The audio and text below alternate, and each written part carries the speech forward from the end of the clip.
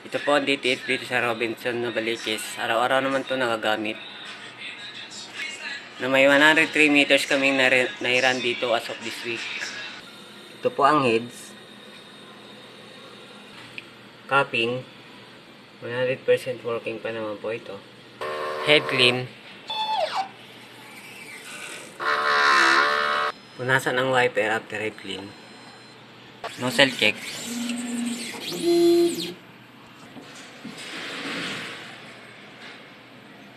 Ang ink system ay tama lang. This ink tank na linis ng Friday. Ground wire. ABR. Ito naman po yung used ink. Unused ink. Powder. Film. Ito naman po yung nagamit sa cyan. Film. White ink.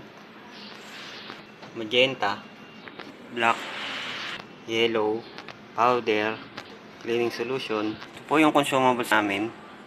This week, cyan, magenta, film at isang powder po ang nagamit. Sa inventory naman po namin this week. Weekly maintenance checklist. Maraming salamat po.